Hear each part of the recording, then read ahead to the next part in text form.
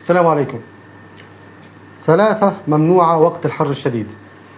نحن الآن بمنتصف الشهر السابع لعام 2023. هذه الثلاثة هي خطر على الصحة العامة، وهي أحد الأسباب الأساسية للجلطة. هذه الثلاث أشياء: أولا شرب الماء البارد، إما وأنا تحت الشمس مباشرة عطشان كثير باخذ قنينة المي وبشرب مباشرة تحت الشمس، هذا خطر. أو جيت بالشارع مثلا، كنت ماشي بالشارع أو كنت أعمل مثلا بالشارع، عملي كان تحت الشمس مباشرة، يعني دخلت البيت أو دخلت مكان عمل أو أي مكان مسخوف، أخذت قنينة المي باردة أو كاس مي باردة بغض النظر أي شيء مشروب بارد وشربت مباشرة، فهذا خطر. الأمر الآخر أو الثاني هو الحمام بالماء الباردة. حاليا الجو حار، فالغالب خلك أنا بالمي الباردة ببرد جسمي، هذا خطر. وقت الحر الشديد من الفائدة جدا لجسمنا وعافيتنا أن نقوم بالاستحمام بالماء الحارة، طبعا دون الحرق، كل ما كانت حارة كل ما كان أفضل.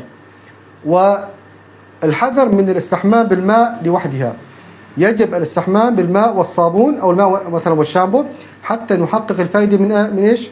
من إزالة آثار الدهون والشحوم التي تم إفرازها من مسامات جسمنا على سطح الجلد، هذا أيضا فيه خطر. الأمر الآخر أو الثالث، قلنا ثلاث أشياء، هي الحمام بالماء البارد، شرب الماء البارد تحت الشمس أو تحت أشعة الشمس المباشرة.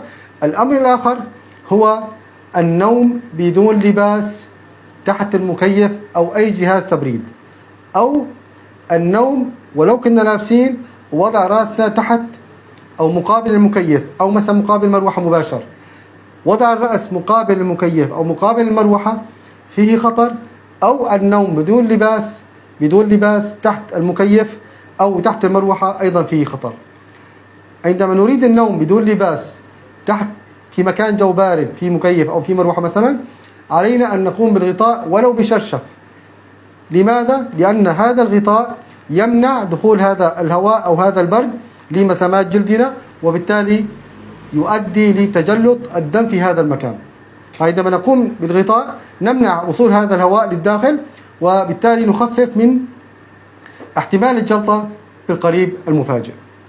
هذه الأشياء الثلاثة التي ذكرتها هي أحد أسباب الجلطة السريعة والمفاجئة، فالحذر الحذر.